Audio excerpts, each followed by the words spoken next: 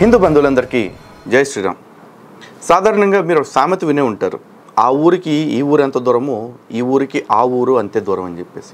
అయితే ఇలాంటి అవుట్డేటెడ్ సామెతలు చెప్పినప్పుడే ఒక సినిమాలో లాజిక్ చెప్తారు. 1వ తారీఖు నుంచి 31వ తారీఖుకి ఎన్ని రోజులు రవై, 31వ తారీఖు నుంచి 1వ తారీఖుకి ఎన్ని రోజులు, కాబట్టి సొల్లు లాజిక్ లాపేసి మూసుకుని పని చేసుకోమని చెప్పి. నిజంగా ఇప్పుడు ఇట్లాంటి లాజిక్కే హిందువులకు నేర్పాల్సిన సందర్భం వచ్చింది.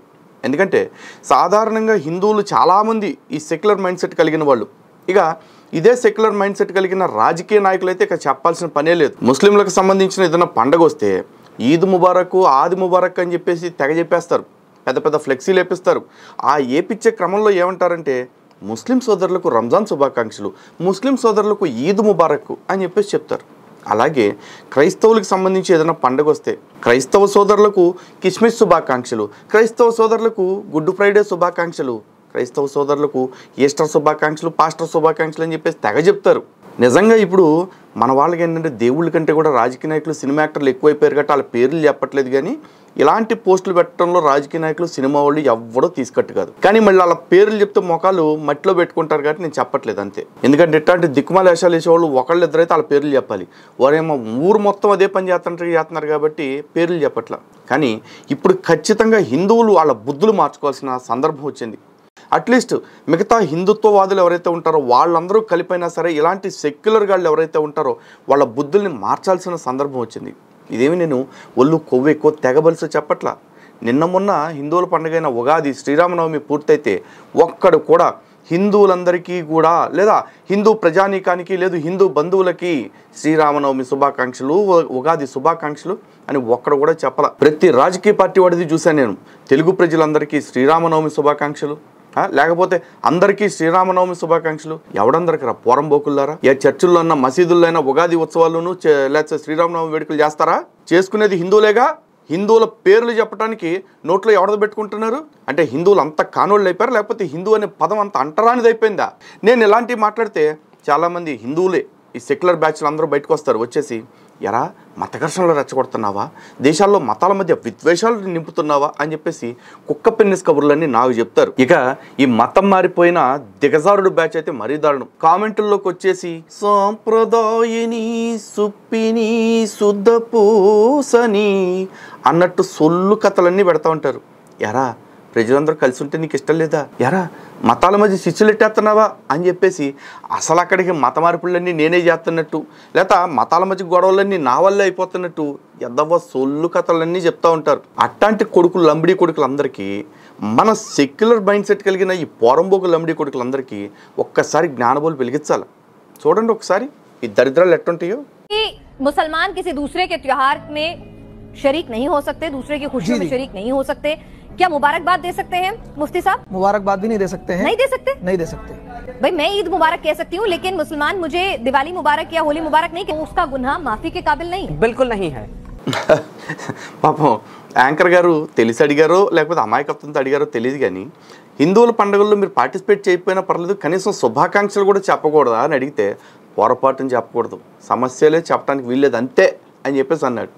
అదేంటారా బాబు, మరి మీ పండగలకి మీ శుభాకాంక్షలు చెప్తున్నాం, మరి మా పండగలకి మాత్రం మీరు శుభాకాంక్షలు చెప్తే అంత క్షమించరా నేరమా అని అడిగితే బిల్కుల్ అంతే అని చెప్పేసి చెప్తున్నాడు.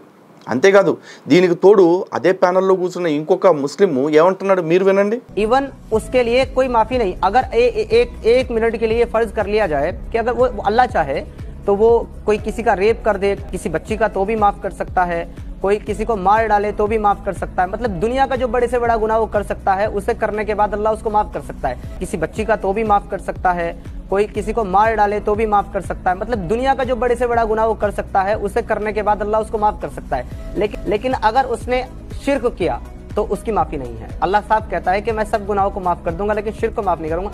आप खुद सोचिए कि आपको अगर मैंने ये कह दिया कि हैप्पी दिवाली, तो मैंने ये उससे बड़ा क्राइम किया कि मैंने किसी का मर्डर किया हो या किसी का रेप. విన్నారు కదా, ఎవరన్నా పసిపిల్లని రేప్ చేసినా లేకపోతే ఇంకో వ్యక్తిని మర్డర్ చేసినా కూడా అల్లా క్షమిస్తాడట.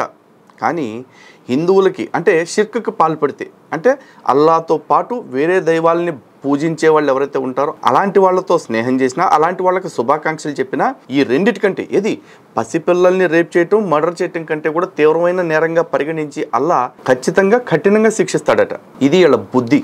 ఇది వీళ్ళ బతుకు. ఇలాంటి వాళ్ళు ఈ దేశంలో సెక్యులరిజంని ఆశిస్తూ ఉంటే మనలాంటి వాళ్ళు మన ఆత్మాభిమానాన్ని, మన సెల్ఫ్ రెస్పెక్ట్ని తాకట్టు పెట్టేసి వాళ్ళకి శుభాకాంక్షలు చెప్తారా, వాళ్ళ కోసం బ్యానర్లు వేపిస్తారా, వాళ్ళ కోసం బిర్యానీలు పెట్టిస్తారా ఇఫ్తార్ విందులు అని చెప్పేసి.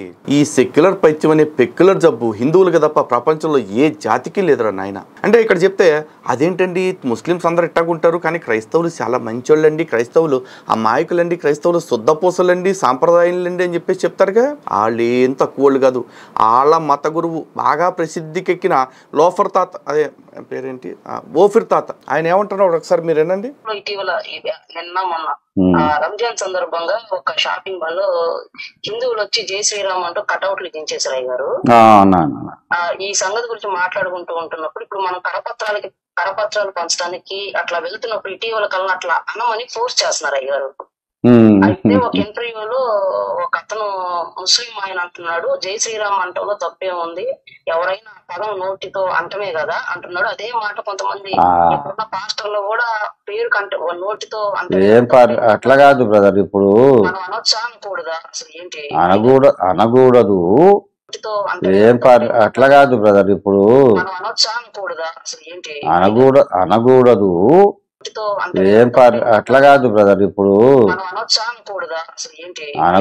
అనకూడదు. అయితే బెస్ట్ సంగతి ఏంటంటే వాళ్ళు జై శ్రీరామ్ అనమన్నప్పుడు రామ్ అనండి కానీ జై కాన్శీరామ్ అనండి, అప్పుడు బిఎస్పి వాళ్ళందరూ వస్తారు. రామ్ అనండి కానీ జై కాన్శీరామ్ అనండి, అప్పుడు బిఎస్పి వాళ్ళందరూ వస్తారు. చూశారుగా ఈ లోఫర్ తాత, అదే ఓఫర్ తాత ఎడ్డి నవ్వు ఎకిల్ నవ్వు నవ్వుతా ఎంత పైశాచికత్వంతో కూడిన సమాధానం చెప్పాడో. వాళ్ళు వచ్చి వాళ్ళ మతానికి సంబంధించిన పుస్తకాలు, మాటలు, రాతలు తీసుకొచ్చి పనికి మాలిన ప్రచారాలు చేస్తే మనమంట నచ్చితే తీసుకోవాలట, లేకపోతే నచ్చకపోతే విడిచిపెట్టేయాలని చెప్తా ఉంటారు. ఇంకొంతమంది అయితే మీకు నచ్చినా నచ్చకపోయినా మా ప్రభువుని నమ్ముకుంటేనే మీకు రక్షణ అని చెప్పేసి తొక్కలో కబుర్లు చెప్తా ఉంటారు.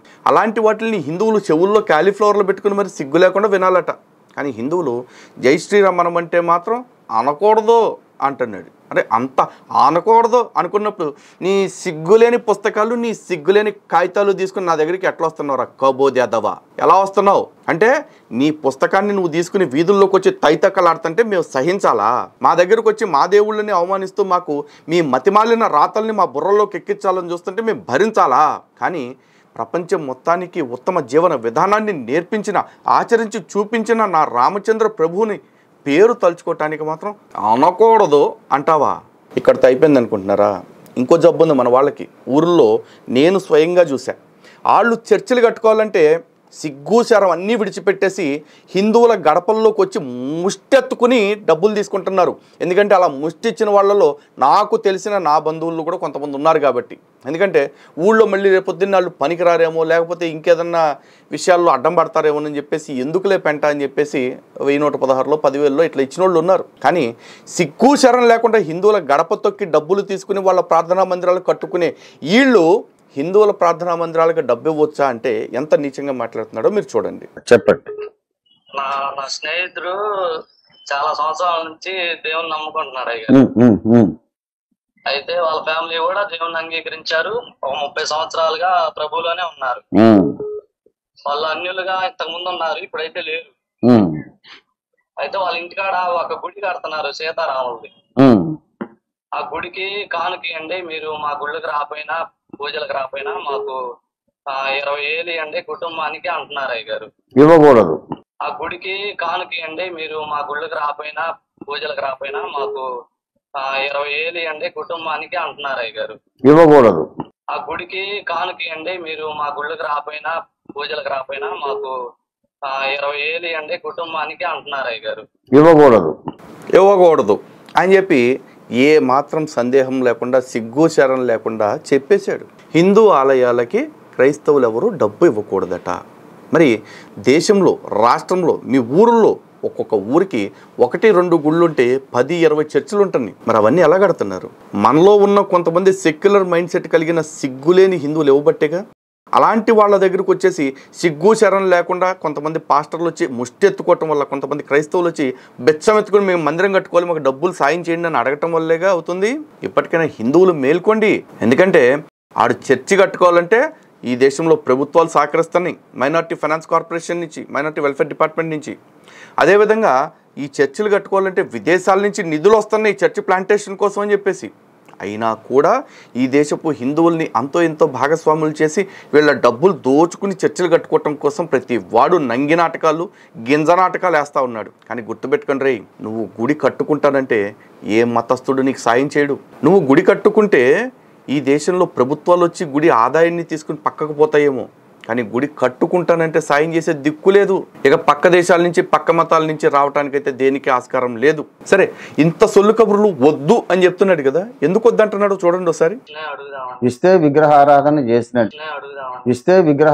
చేసినట్టు చూసారుగా, విగ్రహారాధన చేసేవాడికి సహకరిస్తే కూడా విగ్రహారాధన చేసినట్టే. మరి ఆ విగ్రహారాధన చేసేవాడి దగ్గరకు వచ్చి తినటానికి, ఆ విగ్రహారాధన చేసేవాడి సొమ్ము తినటానికి, లేకపోతే ఆ విగ్రహారాధన చేసే వాళ్ళ గుడి చుట్టూ కొట్లు పెట్టుకుని లేకపోతే ముష్టెత్తుకుని బతకటానికి సిగ్గుండాలి కదరా పాస్టరు, సిగ్గుండాలి కదా ఓఫ్రి నీకు అసలు. కనీసం హిందూ దేవాలయాల కాడ ముష్టెత్తుకు బతుకుతున్న క్రైస్తవులు అందరూ కూడా వచ్చేసి నా చర్చి ముందే కూర్చోండి నేనే పోషిస్తాను, లేకపోతే నా చర్చిలోనే కూర్చోండి నేనే పోషిస్తానని చెప్పి సావచ్చుగా. చెప్పవు. మళ్ళీ ఆ విగ్రహారాధకుల పేర్లు ఏవైతే ఉంటాయో, వెంకటేశ్వరరావు, శ్రీనివాసరావు, శివయ్య, లక్ష్మి, ఇట్లాంటి పేర్లన్నీ పెట్టుకుని బతకటానికి సిగ్గనిపీదు. విగ్రహారాధకుల పేర్లతో ఉన్న సర్టిఫికెట్లతో బతకటానికి సిగ్గనిపీదు. కానీ విగ్రహారాధన చేసే వాళ్ళకి సహకరించడానికి మాత్రం మీ దేవుడికి కాలిద్దా కింద నుంచి పైదాకా. అంతేకాదు, ఆంధ్రప్రదేశ్, తెలంగాణలో నువ్వు చూసినట్లయితే ఎక్కడెక్కడ గురించి మాట్లాడలా, ఈ రెండు రాష్ట్రాల్లో గుడికి కష్టం వచ్చినా, గుడిని ఎవడన్నా కూల్చేసినా, గుడిలో మూల విరాట్ తల నరికేసినా కూడా పట్టించుకునే దిక్కు కూడా లేదు. ఇలాంటి బ్రతుకుతున్న మనం ఇప్పటికైనా సిగ్గు, శరం, అభిమానం, మానం, పౌరుషం పెంచుకోకపోతే, మన ధర్మం కోసం, మన దేవాలయాల కోసం మనం బ్రతకకపోతే, మన హిందుత్వాన్ని రక్షించుకోవటం కోసం మనం నిలబడకపోతే, ఇగో ఇలాంటి మతోన్మాదులు ఎవరైతే ఉన్నారో, అంటే హిందువుల ఆలయాలకి కనీసం చందా ఇవ్వకూడదు, లేకపోతే హిందువుల పండగలకి కనీసం శుభాకాంక్షలు చెప్పకూడదు, లేదు హిందూ దేవుళ్ళ పేర్లు కూడా తలవకూడదని చెప్పే ఇలాంటి మతోన్మాద మూర్ఖపు ముండాకొడుకులు ఎవరైతే ఉన్నారో, వీళ్ళ వల్ల రేపు హిందుత్వం అనేది తీవ్రమైన ప్రమాదంలో పడుతుంది. పైగా నాలాంటి నిజాలని చూపించి నిజాలని చెప్పే వాళ్ళ విషయంలో ఆ సిరాజు లాంటోడు, లేకపోతే ఓఫిర్ లాంటోడు, లేకపోతే ఇంకోడో పాస్టర్ వచ్చేసి మళ్ళీ సాంప్రదాయిని, సుప్పిని, శుద్ధపోసని అంటూ నన్ను ఉల్టా మతోన్మాది అంటా ఉంటే మన హిందువులే చూసుకుని, ఏమండి పక్క మతాల్ని కించపరచడం తప్పు కదండి అని నాకు ఫోన్లు చేస్తారు. చెప్పులు తెగుతి కొడకల్లారా ఒక్కొక్కడికి నాకు అట్లా కానీ ఫోన్ చేసినారంటే. ఇప్పటికైనా బుద్ధులు మార్చుకుని చావండి. నీ చుట్టూ రెండు మతాలు నిన్ను మింగేయటానికి ఎంత ప్రమాదకరమైన భావజాలంతో నడుస్తున్నాయో తెలుసుకుని చావండి. అప్పుడు మనమేంటి, మన ధర్మాన్ని కాపాడుకోవటానికి మనం ఏం చేయాలి అనేది మీకు అర్థమై చస్తుంది. అది అర్థం కాకపోతే మన వీడియోస్ పాతవన్నీ చూడండి, రేపు రాబోయేవన్నీ కూడా చూడండి. చూడటం కాదు, చూసి ఇంకో 10 మందికి అర్థమయ్యేలాగా చేరేయండి. ఈ మాటలన్నీ నేను చెప్తుంది ఎవరికో తెలుసా, సెక్యులర్ మైండ్ సెట్ ఉన్న హిందువులకి. ఆల్రెడీ హిందుత్వ భావజాలంతో ఉన్నవాళ్ళు, మన వీడియోలు ఫాలో అవుతున్న వాళ్ళు, వాళ్ళందరూ ఈ వీడియోస్ని ఎప్పుడు షేర్ చేస్తూనే ఉన్నారు. ఇట్లాంటి వీడియోస్ అందరికీ అర్థమయ్యేలాగా చెప్తూనే ఉన్నారు వాళ్ళు కూడా మళ్ళీ తిరిగి. అలాంటి వాళ్ళందరికీ అభినందనలు తెలియజేసుకుంటూ సెలవు తీసుకుంటున్నా. మరో అంశంతో మళ్ళీ కలుద్దాం. ఇలాంటి ద్రోహులు ఎవరైతే ఉంటారో వాళ్ళ గుట్లన్నీ కూడా రట్టు చేద్దాం. జై శ్రీరామ్, భారత్ మాతా కీ జై.